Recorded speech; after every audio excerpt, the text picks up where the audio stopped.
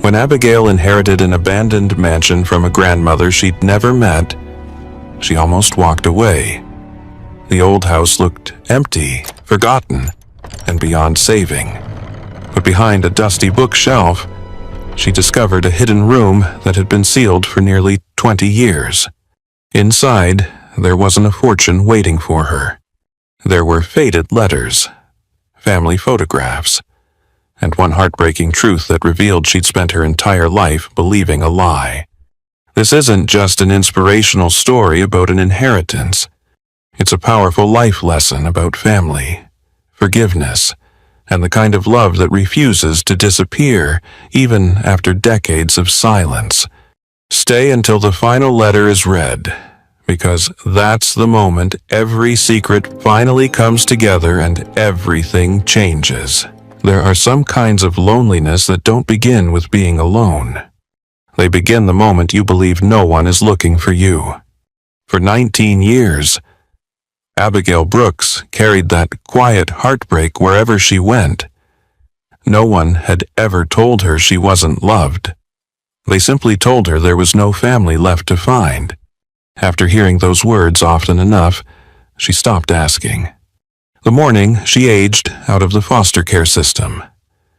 The rain drifted gently across the small town of Ashwood Hollow. One by one, the other young adults left with someone waiting outside. Abigail walked away alone. Everything she owned fit inside a faded backpack, a few clothes, a worn notebook, and an old photograph of her mother, the only family she had ever known. In her pocket were $7. As she passed a neighborhood bakery, the smell of warm bread reminded her she hadn't eaten since the day before. She stepped inside, counted her money, and quietly decided she could afford a simple roll. Before she reached the counter, she noticed an elderly man searching every pocket of his coat. "I'm sorry," he told the cashier with an embarrassed smile. "I seem to have forgotten my wallet." Without thinking, Abigail stepped forward. "I'll pay for his breakfast." The old man looked at her with surprise. "You don't have to do that." She smiled gently. "I know, but I'd like to." The meal cost almost everything she had. When she walked back into the rain, only a few coins remained in her pocket. She had nowhere to sleep, no one expecting her, no idea what tomorrow would bring. Yet she never regretted helping a stranger, because kindness was the one thing life had never managed to take from her. She found shelter beneath the awning of a closed bookstore and pulled the old photograph from her backpack. "I wish I knew where I came from," she whispered. At that very moment, only a few miles away, an elderly woman named Margaret Brooks lay surrounded by unopened birthday cards, carefully wrapped Christmas gifts, and a lifetime of hope that had never faded. For nearly 20 years, she had searched for the granddaughter she refused to believe was gone forever. Every birthday, she wrote another card. Every Christmas, she wrapped another gift. Every spring, she planted another white rose outside Blackwood Manor, believing that someday Abigail would come home. She never stopped believing. On the final night of her life, Margaret placed one last letter into a polished wooden box beside an old brass key and a faded family photograph. Across the envelope she wrote only one word, Abigail. The following afternoon, a long black sedan pulled quietly to the curb where Abigail sat watching the rain. The same elderly man whose breakfast she had bought stepped out, though now he wore a tailored black suit. Standing beside him was a gray-haired attorney carrying the wooden box. The old man smiled warmly. "Thank you for your kindness this morning." Abigail stared in disbelief. "You?" He nodded. "My name is Thomas Whitaker. I've been searching for you." The attorney gently placed the wooden box into her hands. "It belonged to your grandmother." Abigail's heart nearly stopped. "My grandmother," Thomas gave a slow nod. Margaret Brooks never stopped looking for you. As Abigail opened the box, tears blurred her vision. For 19 years, she had believed she was forgotten. She had no way of knowing. Someone had loved her enough to spend a lifetime trying to bring her home. Abigail held the wooden box as though it might disappear if she loosened her grip. For several long moments, she couldn't bring herself to open the letter. It wasn't fear. Not exactly. It was something much deeper. For 19 years, she had built her life around one painful belief that no one had wanted her. If this letter proved otherwise, then everything she thought she knew about herself would suddenly become a lie. Thomas Whitaker waited patiently beside her. "There isn't any hurry," he said gently. "Your grandmother waited nearly 20 years. She would have gladly waited another day if it meant you were ready." With trembling fingers, Abigail broke the seal. The paper inside had yellowed with age, and the handwriting was unsteady, as though every word had been written by someone whose hands had grown weak, but whose heart never had. "My dearest Abigail, if you are reading this, then I am no longer here to tell you these words myself. I have imagined this moment thousands of times. I imagined wrapping my arms around you. I imagined hearing your voice call me Grandma. I imagined celebrating birthdays we lost and making up for every Christmas we never shared. Life, however, had other plans." A tear slipped onto the page. Abigail wiped it away before it blurred the ink. The letter continued. "Never believe that you were abandoned. Never believe you were forgotten. I searched for you every single year. I hired investigators. I spoke with judges. I begged social workers to reopen your case. I followed every rumor, every lead, every whisper that carried your name. Sometimes I was only one day too late. Sometimes the records had already been sealed. Sometimes the people who knew the truth simply refused to speak." Thomas quietly looked away, giving her the privacy of grief. She continued reading. "One day, when you know the whole story, you may feel anger. I pray you never allow that anger to become your home. The truth can set a family free. Hatred only builds another prison." By the time Abigail reached the final paragraph, she could barely see through her tears. "If there is one gift I leave you, let it be this. You have always belonged somewhere. You have always belonged with me. Welcome home, my sweet girl. Love always. Grandma Margaret." Abigail folded the letter carefully against her chest. No one had ever written words like that to her. No one had ever called her my sweet girl. She began to cry, not the quiet tears she had learned to hide as a child, but the deep, uncontrollable sobs of someone grieving a love she had only discovered after it was gone. Thomas didn't interrupt. Some grief deserved silence. When she finally caught her breath, she looked up.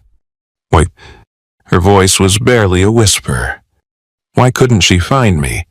Thomas sighed heavily. "Because someone made certain she wouldn't."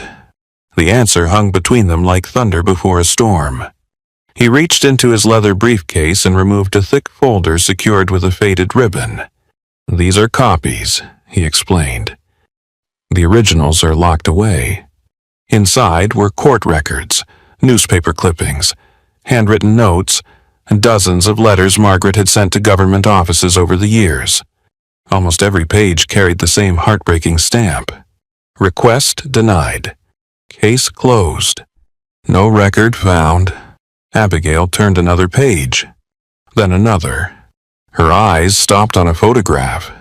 It showed Margaret standing outside a government building, holding a folder against her chest. On the back, written in blue ink, were 6 simple words. "I know she's still alive." Abigail covered her mouth. "She never gave up?" "Never," Thomas answered softly.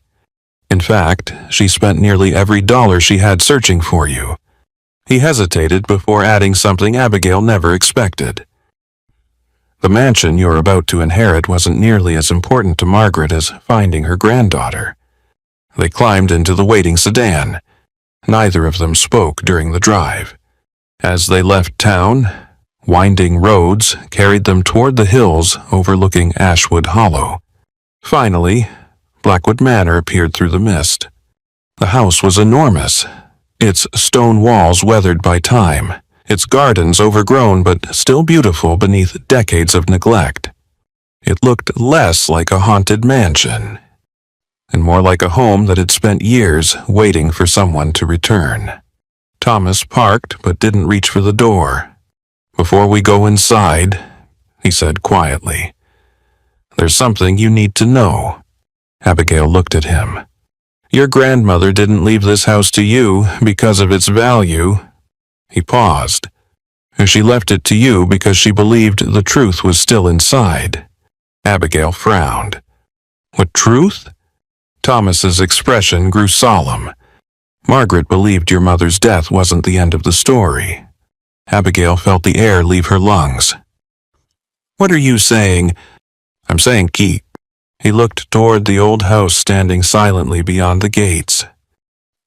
"There were people who benefited from you disappearing. And if Margaret was right, they may still be protecting those secrets today." For the first time since opening the letter, Abigail no longer felt like a forgotten orphan. She felt like the last piece of a story someone had tried very hard to erase. As she stepped from the car and looked up at Blackwood Manor, she realized she wasn't simply walking toward an inheritance. She was walking toward the truth. And somewhere behind those aging walls, the past was still waiting. The iron gates groaned open with a sound that seemed to echo across the empty hillside. For a long moment, Abigail simply stood there. The mansion before her wasn't frightening. It was lonely. Its weathered stone walls had survived more than a century of storms, while ivy climbed slowly toward the second-story windows. The gardens had long since grown wild, yet traces of careful hands still remained rose bushes, winding paths, and an old wooden swing hanging from an ancient oak tree. Thomas noticed where she was looking. "Your grandmother planted that tree the year your mother was born." Abigail smiled faintly. "So someone once laughed here." Thomas nodded. "A great deal." Inside, Blackwood Manor felt frozen in another time. The scent of cedar, old books, and polished wood lingered in the air. Portraits of generations past lined the hallway, each pair of painted eyes seeming to welcome her home. Or perhaps, to recognize her. Abigail stopped in front of a portrait of a young woman with chestnut hair and gentle gray eyes. Her heart skipped. "She looks," Thomas finished the sentence, "like your mother." The resemblance was unmistakable. The same smile, the same eyes, the same small dimple that appeared whenever Abigail herself smiled. "That's Eleanor Brooks," Thomas explained. "Your great-grandmother." Abigail stared silently. For the first time in her life, she was looking at people who shared her face. It was an overwhelming feeling. She had spent years wondering where her smile came from. Now she knew. Thomas led her through the grand foyer into a warm library overlooking the gardens. A fire crackled softly in the stone fireplace. On the table rested several neatly arranged boxes. "They're all yours," he said. "Your grandmother labeled everything." Abigail opened the first box. Inside were birthday cards. 19 of them. Each envelope carried the same careful handwriting. To Abigail, one for every birthday she had never celebrated with her grandmother. Her hands trembled. She really wrote one every year. Thomas smiled sadly. Even when she didn't know where to send them. Abigail opened the first card. It had been written for her first birthday. "Happy birthday, my precious girl. I hope someone kisses your forehead today." The next one wished she was learning to walk. Another wondered if she had started school. One asked whether she still believed in Santa Claus. Year after year. Margaret had written to a little girl she could only imagine. By the time Abigail reached her 18th birthday card, tears streamed freely down her face.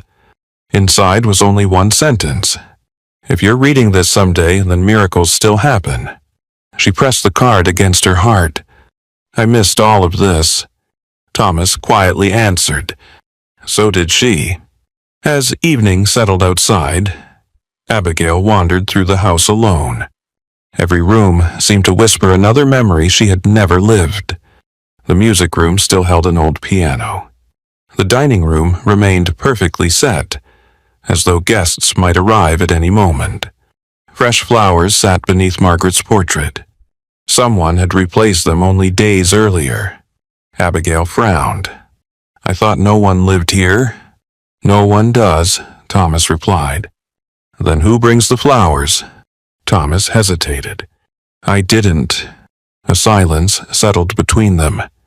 For the first time that day, Abigail felt a chill that had nothing to do with the weather. Later that evening, while unpacking a few belongings into what had once been Margaret's bedroom, she noticed something unusual. One of the bookshelves wasn't level. Curious, she knelt beside it. A faint scratch marked the hardwood floor beneath one corner. It looked as though the shelf had been moved many times. She pushed gently. Nothing happened. She pushed harder.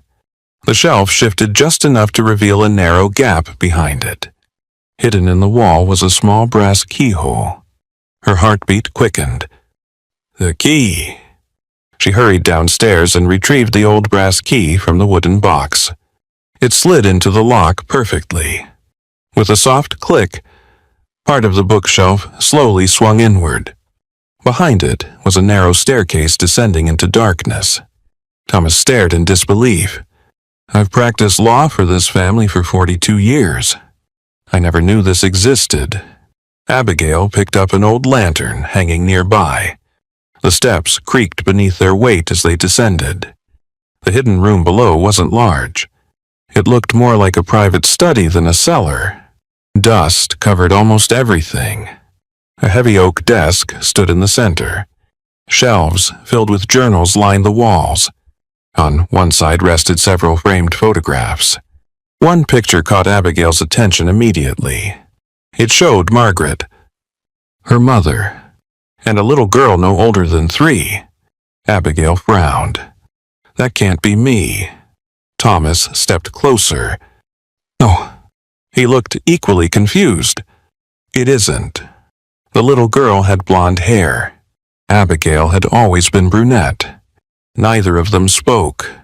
Thomas carefully lifted the frame. On the back, written in Margaret's handwriting, were 6 words. "Never let them know about Lily." Abigail's breath caught. "Lily? I've never heard that name." Thomas slowly shook his head. "Neither have I." Before either of them could say another word, Abigail noticed something else. The desk drawer wasn't fully closed. Inside rested a leather journal. Its final entry had been written only 3 days before Margaret died. Abigail opened to the last page. The handwriting was noticeably shakier now. "If anything happens to me before Abigail returns, she must never trust Richard." Thomas's face turned pale. He whispered almost to himself, "Richard?" Abigail looked up. "Who is Richard?" Thomas didn't answer immediately. Instead, he slowly lowered himself into the old chair beside the desk. When he finally spoke, his voice sounded heavier than before. "Richard Hale is your mother's older half-brother." Abigail stared at him. "I have an uncle." Thomas nodded. He inherited the management of the Brooks family businesses after Margaret became ill. But according to the will, he receives almost nothing now. Silence filled the hidden room. Suddenly, pieces began falling into place. Someone had hidden records. Someone had kept grandmother and granddaughter apart. Someone stood to lose everything if Abigail returned. Thomas looked at the final page again. There has to be more. Just then, a loud crash echoed from upstairs. Both of them froze. It wasn't the sound of an old house settling. It was unmistakable. Someone had just slammed the front door. Thomas extinguished the lantern. Neither of them moved. Footsteps, slow, measured, crossed the floor directly above their heads. Abigail held her breath. The footsteps stopped. Then a man's voice drifted faintly through the silence. "I know you're here." The voice was calm, confident, almost familiar. And sooner or later, "That journal belongs to me." Abigail's fingers tightened around Margaret's diary. For the first time since arriving at Blackwood Manor, she realized something terrifying. The secrets hidden inside the house hadn't stayed buried by accident. Someone had been guarding them. And now, whoever that person was knew she had finally come home. Neither Abigail nor Thomas dared to breathe. The footsteps lingered above them for what felt like an eternity. Then, just as suddenly as they had come, they faded away. A car engine started outside. Moments later, silence settled over Blackwood Manor once again. Thomas waited another minute before relighting the lantern. Its soft glow revealed how pale Abigail had become. "You all right?" he asked. She nodded, though her hands still trembled around Margaret's journal. "I think so." She looked toward the hidden staircase, but someone knew exactly where to come. Thomas's face tightened. They may not have known about this room. They knew enough. He carefully closed the secret passage behind them before they returned to the library. Neither of them spoke until the front door had been checked and every room searched. The house was empty. Nothing appeared to be missing. Yet both of them knew someone had been inside. Whoever it was hadn't come to steal silver or jewelry. They had come looking for one thing: the journal. That realization changed everything. Until now, Abigail had believed she had inherited an old family home and a heartbreaking story. Now she understood she had inherited unfinished business. Thomas prepared 2 cups of tea in the kitchen. When he returned, Abigail was sitting beside the fireplace, Margaret's letter resting in her lap. The flames danced quietly between them. "My grandmother wasn't protecting money," Abigail said softly. "As she was protecting the truth." Thomas nodded. "I believe so." For several minutes they simply watched the fire. Finally, Abigail asked the question that had been growing in her heart all evening. "Do you think my mother knew?" Thomas leaned back slowly. "I've asked myself that for years." He looked toward the old family portrait hanging above the mantel. "Your mother, Caroline, was one of the kindest people I've ever known." "What was she like?" A warm smile crossed the old attorney's face. "She remembered everyone's birthday. She baked pies for neighbors who were sick. And every Christmas she insisted there should always be one extra place at the table." "Why?" Thomas chuckled quietly. "She used to say, you never know who might need a family tonight." Abigail smiled through fresh tears. "I think I would have liked her." Thomas looked at her gently. "You would have loved her." For the first time in years, Abigail didn't imagine her mother as a faded photograph. She imagined her laughing in this very house, playing the piano, setting the table, walking through the gardens with Margaret. They suddenly felt real, not distant memories. Family. Thomas stood and walked toward an old cabinet. From the top drawer he removed a worn leather album. "I think your grandmother wanted you to have this." Inside were hundreds of photographs. There was Caroline learning to ride a bicycle, Caroline covered in flour while baking cookies. Margaret teaching her to plant roses. Family picnics beneath the enormous oak tree. Christmas mornings. Birthday candles. Sunday dinners. Abigail turned each page slowly. Every photograph told the same story. This had been a family filled with ordinary joys. Not wealth, not power, love. Then she reached a page that stopped her completely. A tiny pair of knitted baby booties had been taped beside a photograph of Margaret holding a newborn wrapped in a pink blanket.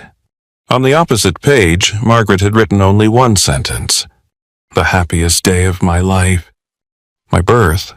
Thomas nodded. "That was the day you came home from the hospital." Abigail gently touched the faded picture. "So, I was here. For a little while." She closed her eyes. Somewhere inside those walls. She had once been rocked to sleep. Someone had sung lullabies to her. Someone had whispered that she was loved. Those memories were gone forever. But knowing they had existed somehow eased a loneliness she had carried for nearly 2 decades. She suddenly realized something. My whole life, I thought I was unwanted. She looked at Thomas. "But that's not true." "No," he answered quietly. "It never was. The tragedy wasn't that nobody loved you. The tragedy was that love was stolen from you."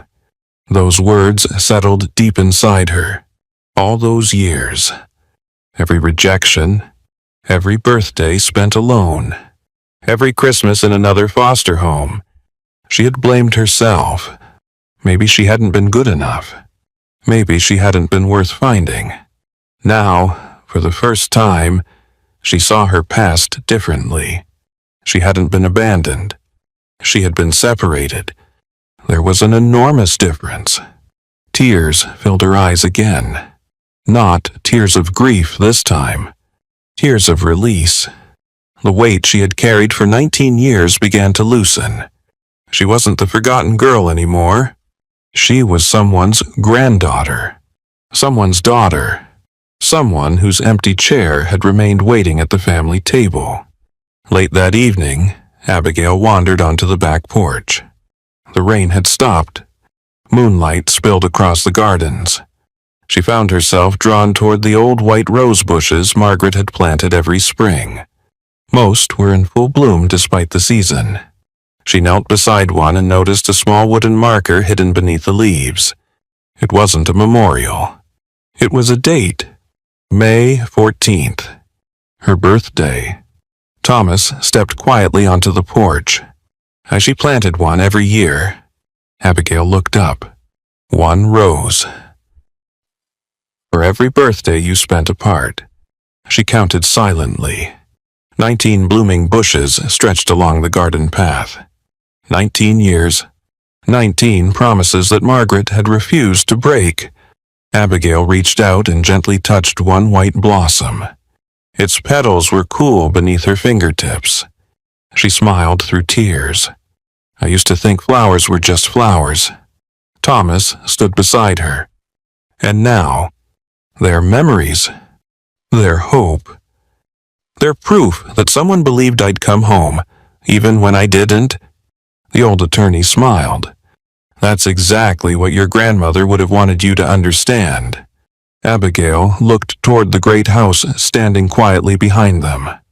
Earlier that day, Blackwood Manor had felt enormous and unfamiliar. Now it felt different. Not because she knew every room.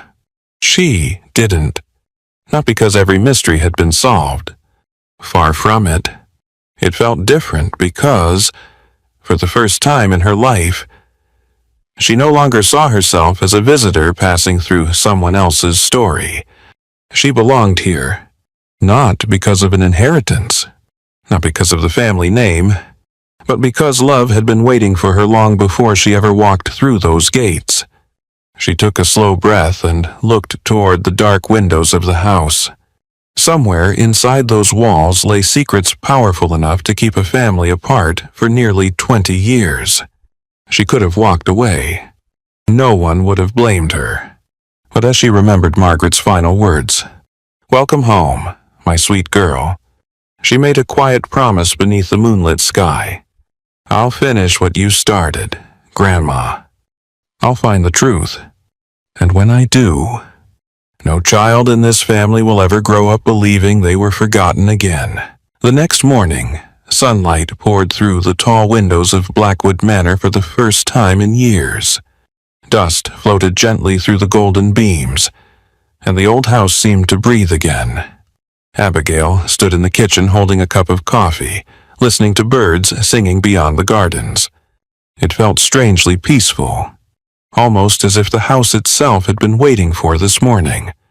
Thomas joined her a few moments later, carrying a thick leather folder. "I didn't want to overwhelm you yesterday," he said, placing it on the table. "But there are a few things your grandmother wanted you to know." Abigail smiled softly. "I'm beginning to think Grandma planned every step." Thomas chuckled. "She usually did." Inside the folder were property records, handwritten notes, family photographs, and one envelope marked simply, "Read this after your first night at home." Abigail carefully unfolded the letter. Margaret's familiar handwriting greeted her once again. "My sweet Abigail, if you've stayed through your first night, then perhaps you've already realized this house isn't important because of its walls. It's important because of the lives it has sheltered. A family is never measured by what it owns, only by what it gives away." Abigail continued reading. "If the day ever comes when Blackwood Manor belongs to you, promise me one thing.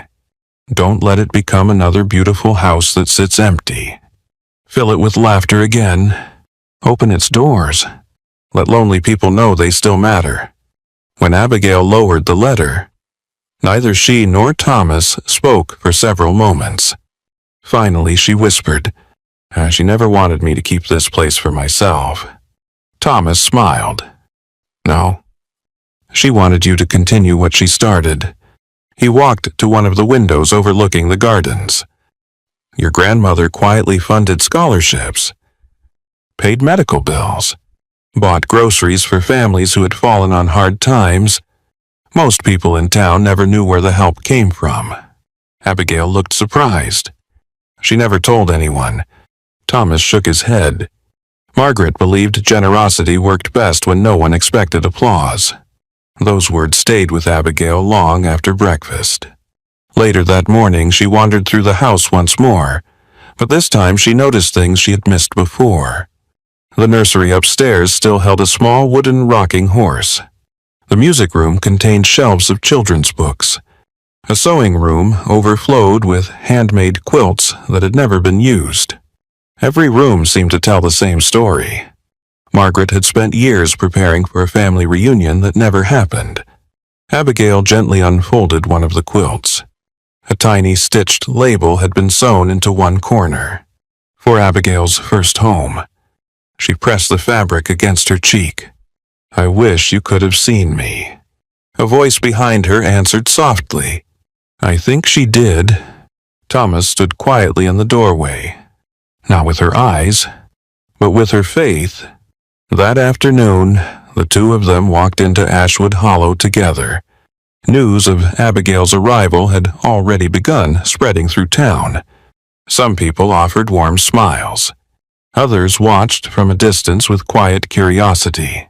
As they passed the bakery where everything had begun, the owner hurried outside. "Miss Brooks," Abigail turned. The elderly baker held out a paper bag. "I heard what happened." She tried to refuse politely. "I really can't." "Oh yes, you can." The woman smiled warmly. "Your grandmother never let anyone leave this bakery hungry. Now it's my turn." Inside the bag were fresh cinnamon rolls, still warm. Abigail blinked back tears. "Thank you." The baker gently squeezed her hand. "No, thank you for coming home."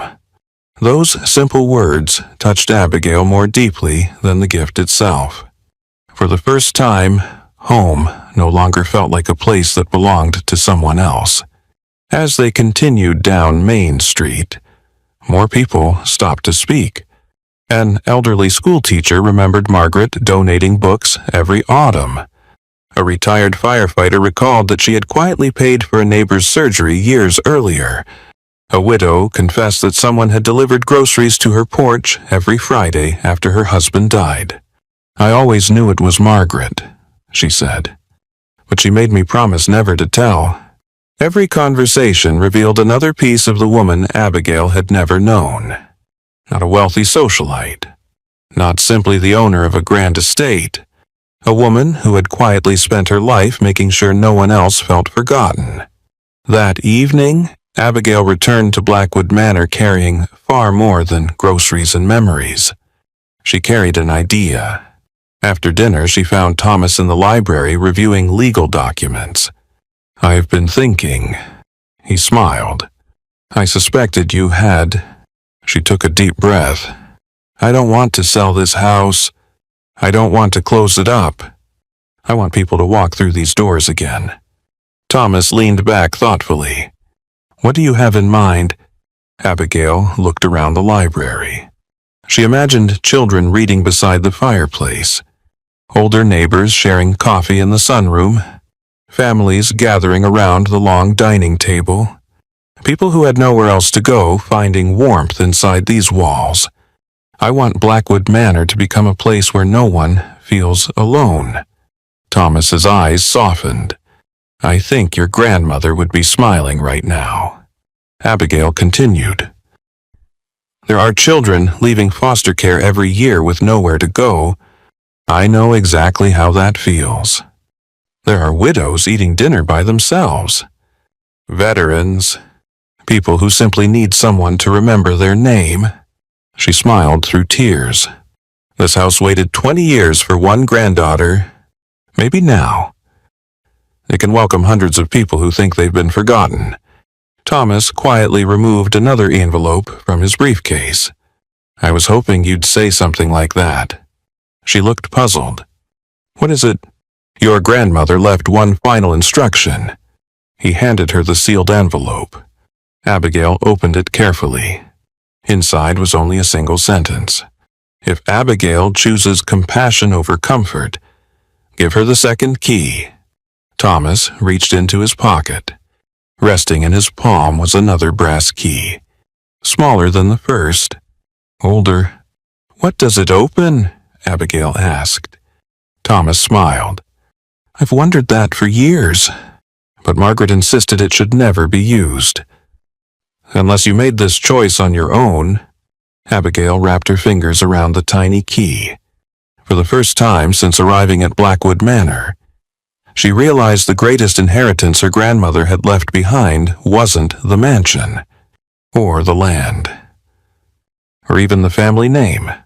It was a purpose, and somewhere inside that old house, another locked door was waiting, not just to reveal another secret, but to show her why Margaret had believed that healing one broken family could become the beginning of healing many others. The little brass key rested in Abigail's palm for nearly an hour before she finally gathered the courage to use it. She turned it over again and again, wondering why her grandmother had waited until that very moment to reveal it. Not after Abigail inherited the estate. Not after she learned the truth. Only after she had chosen compassion over comfort. Thomas smiled as he watched her studying the tiny key. Margaret believed that some doors should only open for people whose hearts were ready. Together, they searched the house once more. The key fit no lock downstairs. It opened none of the bedroom doors upstairs. Just as Abigail was beginning to think they had missed something, she noticed an old grandfather clock standing quietly at the end of the upstairs hallway. It hadn't worked in years. Its hands were frozen at exactly 4:17. Something about it felt intentional. She stepped closer. Behind the face of the clock was a tiny brass keyhole. Thomas looked at her with surprise. "I've walked past this clock hundreds of times. I never noticed." Abigail slid the key into the lock. A soft click echoed through the hallway. The entire clock slowly swung outward, revealing a narrow room hidden inside the wall. Unlike the dusty chamber they had discovered before, this room felt almost untouched. Sunlight filtered through a small round window. A rocking chair sat beside a bookshelf. Children's drawings covered one wall, and on a simple wooden table rested dozens of neatly organized journals. No jewels, no stacks of money, no family treasures, only memories. Abigail picked up the first journal. Inside, every page described ordinary days. Today, Abigail smiled in her sleep. She wrapped her tiny fingers around mine. She laughed when I sang to her. Tears welled in Abigail's eyes. These are about me. Thomas nodded. Your grandmother wrote almost every day during the first months of your life. Abigail opened another journal. This one had been written years after she disappeared. Instead of memories, it contained prayers. Lord, wherever she is tonight, let someone tuck her in with kindness. Another page. Today would have been her first day of school. Another. I wonder if anyone tells her she's brave. Every year, every season. Margaret had continued writing to the granddaughter she could no longer hold. Abigail lowered the journal and quietly cried, not because she felt sorry for herself, but because someone had loved her with extraordinary faith, a love that expected nothing in return. As they explored the hidden room, Thomas discovered a cedar chest beneath the window. Inside were dozens of handmade blankets, tiny sweaters, birthday candles, unopened toys, and carefully wrapped Christmas ornaments. Each carried a handwritten tag. For Abigail. Nothing had ever been given away. Margaret had kept everything. She had refused to believe her granddaughter would never come home. Abigail gently lifted a small knitted sweater. It would have fit a 4-year-old child. I never wore this. No, Thomas answered softly, but she still made it. For a long time, neither of them spoke. The room itself seemed filled with love that had simply waited. Then Abigail noticed one final envelope resting beneath the blankets. Across the front, Margaret had written, "Open this only after you understand what truly matters." Abigail unfolded the letter. My dearest Abigail, if you found this room, then you've discovered the greatest treasure I ever owned. Not this house, not our family's name, not the land. Love. Love is the only inheritance that grows larger when it's shared. Abigail smiled through her tears as she continued reading. For many years I believed finding you would heal my heart. In time, I learned something even more important. Love should never wait for perfect circumstances. If I could not love my granddaughter in person, then I would love every lonely soul who crossed my path instead. Thomas quietly closed his eyes. I remember. He smiled sadly. There were days Margaret could barely walk, but if someone knocked on her door needing help, she always answered. Abigail continued reading. If life has brought you back here, don't spend it chasing revenge. Truth matters. Justice matters. But never allow bitterness to become your inheritance. Build something kinder than the world that wounded you. By the time she reached the final page, the tears flowed freely. One day, people will ask what became of Blackwood Manor. I hope they never answer. It became a museum. I hope they say. It became a home. Abigail folded the letter carefully. She looked around the little room once more.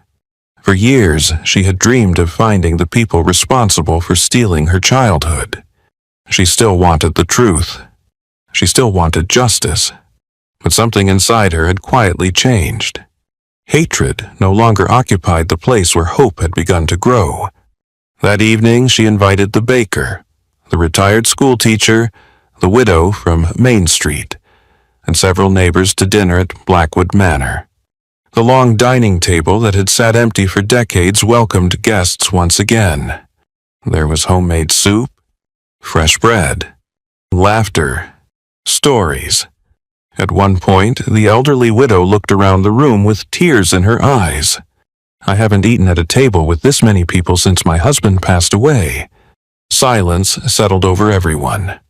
Without saying a word, Abigail reached across the table and gently took her hand. No grand speech, no dramatic promise, just a simple human touch. Thomas watched from the other end of the table. He suddenly understood why Margaret had trusted her granddaughter with everything. Not because Abigail had inherited the Brooks name, because she had inherited the Brooks heart. Later that night, after everyone had gone home, Abigail stood alone on the front porch. Warm lights glowed from the windows behind her. For the first time in decades, Blackwood Manor no longer looked abandoned. It looked alive. She gazed toward the white rose garden where 19 bushes bloomed beneath the moonlight. "I understand now," she whispered. "You weren't trying to give me a mansion." A gentle breeze stirred the roses. "You were trying to give me a chance to become the kind of person you hoped I'd be." She smiled through quiet tears. The frightened young woman who had arrived with nothing but a backpack and $7 was still part of her. She always would be. But she was no longer defined by what had been taken from her. She was being shaped by what had been given to her instead. Not wealth, not privilege, but the courage to love first. And in that moment, Abigail realized the greatest miracle of all. She hadn't merely found her family. She had become the person her grandmother had believed she could be long before they ever had the chance to meet. In the weeks that followed, Blackwood Manor slowly began to change. Not overnight. Old houses never do. They come back to life one window at a time. One repaired floorboard. One room filled with laughter after years of silence. Abigail chose not to erase the house's past. She kept the worn dining table where generations of the Brooks family had shared meals. Margaret's old rocking chair remained beside the upstairs window. The faded wallpaper in the nursery stayed exactly where it had been, because some memories deserved to be preserved rather than replaced. Word spread quickly through Ashwood Hollow. People who had once walked past the empty mansion now found themselves walking toward it. The baker delivered fresh bread every Saturday morning. The retired schoolteacher organized the library. A local carpenter repaired the front porch without accepting a single dollar. Veterans restored the old barn. Neighbors planted flowers in the gardens. Everyone seemed determined to leave a small piece of themselves inside the home. Some brought tools. Some brought recipes. Some brought stories. Some simply brought hope. Within a few short months, the house that had once been surrounded by rumors had become the warmest place in town. Abigail gave it a new name, Margaret's home. Not a shelter, not an institution, simply a home. Its doors remained open to young adults leaving foster care with nowhere to begin, to widows who dreaded eating another meal alone, to veterans struggling to find peace, to families who needed help but were too proud to ask. Above the front entrance, Abigail hung a hand-carved wooden sign. It read, "No one leaves here," believing they were forgotten.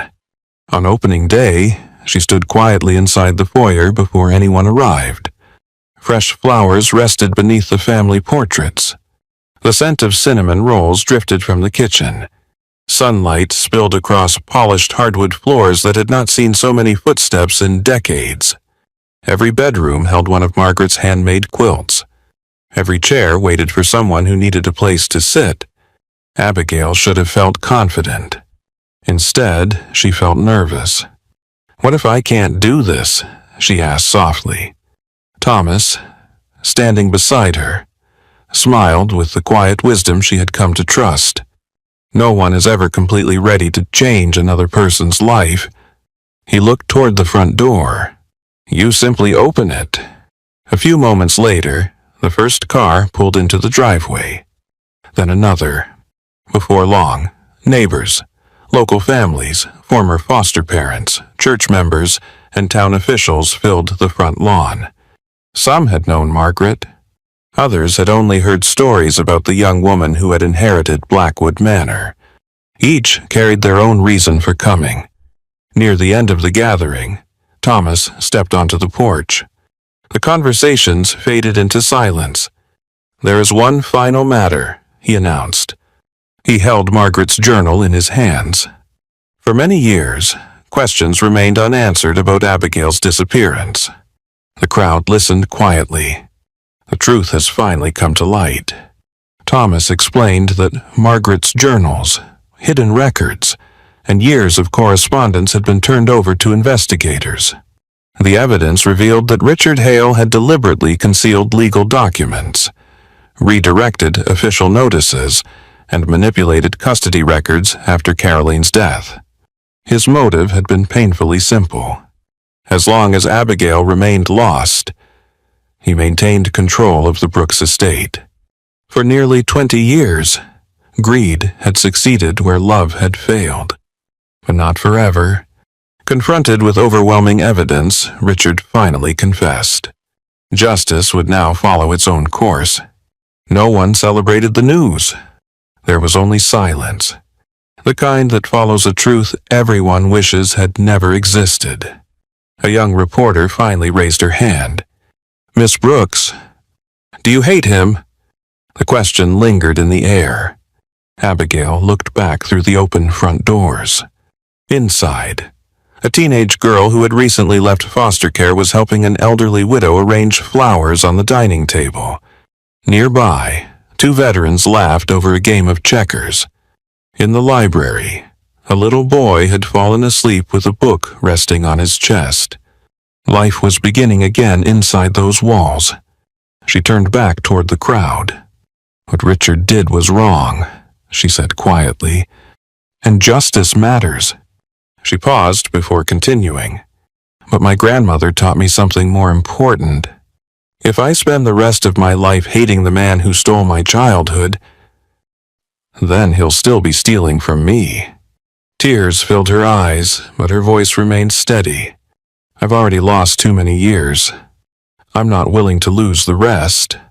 She looked around at the faces gathered before her. "So I choose something different. I choose to make sure no child ever grows up believing they were unwanted. I choose to make sure this house becomes stronger than the pain it once held." The first applause came from the elderly baker. Then the schoolteacher joined. Soon, the entire crowd stood applauding, not because justice had finally arrived, but because hope had. That evening, after everyone had gone home, Abigail walked through the quiet halls. She noticed a young woman sitting alone in one of the upstairs bedrooms. Her name was Emily. She had turned 18 only 2 weeks earlier and had just aged out of foster care. Everything she owned fit inside a small canvas bag resting beside the bed. Abigail recognized the look in her eyes immediately. She had once worn that same expression herself. She knocked softly. Emily looked up. "I don't know how long I'm allowed to stay." Abigail smiled gently. "As long as you need." Emily lowered her eyes. "People always say that." Abigail sat beside her. "I know." For a moment, neither of them spoke. Finally, Emily whispered, "What do I have to do to earn it?" Abigail's heart broke. She remembered asking herself that same question for years. "You don't have to earn a place where you're already welcome." Emily looked at her in disbelief. Then, "Why are you helping me?" Abigail glanced toward the hallway where one of Margaret's handmade quilts rested across the bed. She thought about the rainy morning outside the bakery, the $7, the wooden box, the birthday cards, the 19 white roses blooming in the garden. Then she smiled. Because someone loved me long before I knew her. And now, it's my turn to pass that love on. Emily quietly wiped away her tears. Later that night, Abigail stepped onto the front porch. Warm light glowed from nearly every window of Blackwood Manor. She could hear laughter drifting from the dining room. Someone was playing the old piano again. The house no longer felt empty. It sounded alive. She walked slowly to the rose garden. 19 white rose bushes still lined the stone path. Earlier that day, she had planted one more, the 20th rose, not to remember another year that had been lost, but to celebrate the first year that had truly been found. She knelt beside it and gently touched its petals. "We did it, Grandma," she whispered. A soft evening breeze moved through the garden, carrying the sweet fragrance of the roses into the night. Abigail smiled. Once, she had believed that home was the place where someone finally came looking for you. Now, she understood something even more beautiful. Sometimes, home is the place you create for people who are still waiting to be found. And from that day forward, whenever someone arrived at Blackwood Manor carrying an old suitcase, a broken heart, or the quiet belief that they no longer mattered, Abigail welcomed them with the same words she had waited 19 years to hear. "You are not forgotten. You belong here. Welcome home." 6 months after the opening of Margaret's home, Blackwood Manor no longer felt like a mansion rescued from the past. It felt alive. Every morning began with the smell of fresh coffee drifting through the kitchen. Every afternoon, laughter echoed across the gardens where silence had ruled for nearly 20 years. The long dining table that had once gathered dust was now filled with people who had once believed they had nowhere left to belong. Some stayed for a night. Some stayed for months. Many eventually found homes, careers, and families of their own. Yet almost all of them returned, not because they needed another place to sleep, but because they wanted to help the next person who arrived carrying the same fear they once had. Abigail often stood quietly in the hallway, watching strangers become family. Each time she did, she thought of Margaret. "You were right, Grandma," she would whisper. "Love really does grow when it's shared." One crisp autumn afternoon, Thomas arrived, carrying a weathered leather folder tied with a faded blue ribbon. "I've been waiting to give you this," he said. "The investigation is finally over." Abigail looked up. "So, it's finished." Thomas nodded. Richard accepted full responsibility. There was no triumph in his voice, only relief. He admitted to altering legal records, intercepting Margaret's letters, hiding custody documents, and convincing Lily that the family wanted nothing to do with her. Thomas paused before adding quietly, "He also admitted something else." Abigail waited. For 20 years, as he believed the money would finally make him happy. Thomas looked toward the rose garden outside the window. It never did. Richard had lost the estate. He had lost his business. Most painfully of all, he had lost every meaningful relationship in his life. Those who had once admired his success slowly disappeared.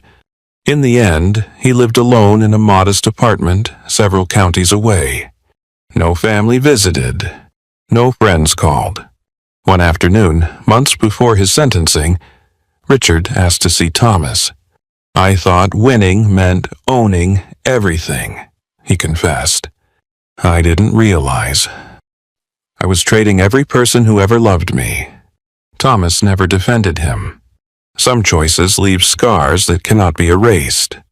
Justice had taken its course, but consequences had already begun long before any courtroom became involved.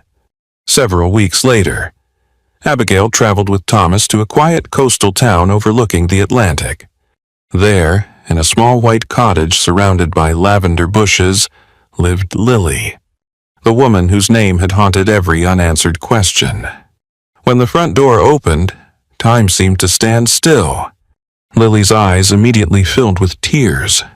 She didn't see a stranger.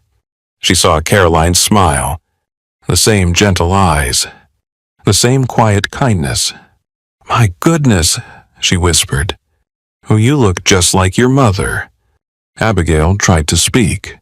Instead, she simply embraced her.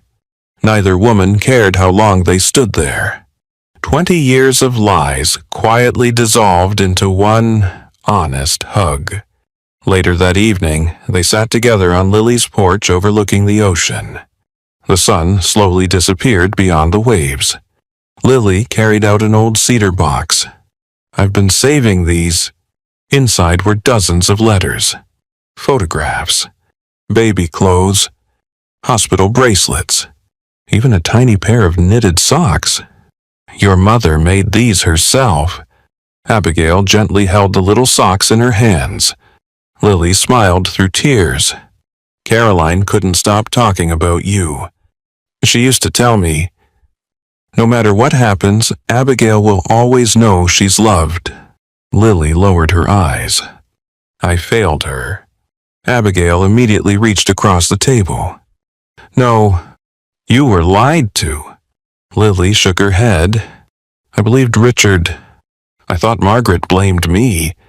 I thought you were gone forever." For a long moment, only the sound of the ocean filled the silence. Then Abigail smiled gently. "My grandmother spent 20 years planting roses because she believed I'd come home." She squeezed Lily's hand. "I think she believed you'd come home too." Both women cried, not because of what had been stolen, but because, at last, nothing remained hidden. A month later, Lily moved into a small cottage on the Blackwood Manor property. She didn't come to claim ownership. She came to belong. She became the unofficial grandmother every child adored. She taught little girls how to sew quilts. She showed teenage boys how to grow vegetables. Every Friday evening, she baked Caroline's famous apple pie using the handwritten recipe her sister had left behind.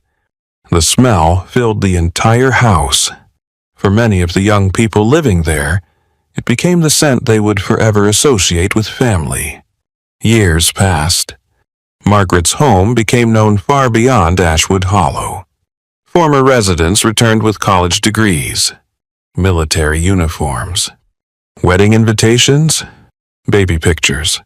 One by one, they came back to say the same thing. "I wouldn't be here if this place hadn't opened its doors." Abigail always answered the same way. "This house didn't save you.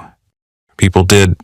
One snowy December morning, Abigail walked into the same little bakery where everything had begun years earlier. The owner had retired, but the smell of fresh cinnamon rolls remained exactly the same. As she waited in line, she noticed a young woman standing near the register. She looked frightened. She couldn't have been more than 19. The cashier smiled kindly. "I'm sorry, sweetheart.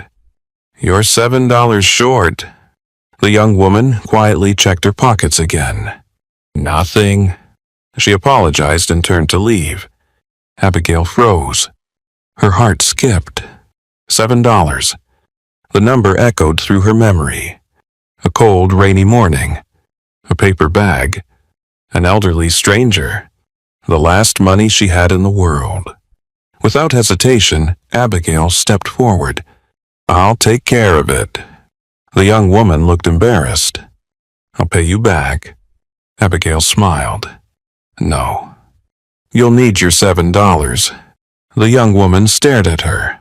"Really?" Abigail nodded. "Trust me. You'll be surprised how important $7 can become." The cashier handed over the warm breakfast. The young woman whispered, "Thank you."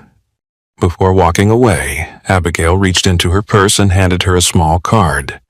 On the front was written, "Margaret's home. If you ever need somewhere to begin again, come see us." The young woman looked at the address. Tears formed in her eyes. "I don't have anyone." Abigail smiled with the quiet certainty that only life could teach. "You do now." As she stepped outside, snowflakes drifted gently across Main Street. For a brief moment, Abigail stopped exactly where she had stood 19 years earlier. She could almost see the frightened young woman she once was. A backpack. A broken heart. $7. No future she could imagine. If only that young girl had known.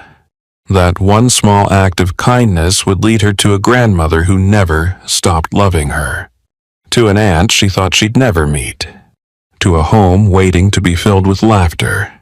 To a purpose greater than anything money could buy. She smiled toward the sky. Thank you, Grandma. I finally understand.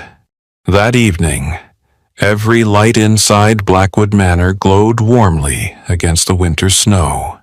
Children decorated the Christmas tree. Veterans argued cheerfully over a card game. An elderly widow taught a teenage girl how to knit. Lily removed Caroline's apple pie from the oven while everyone applauded. The house was noisy, beautifully noisy, exactly as Margaret had once dreamed. Abigail walked into the rose garden.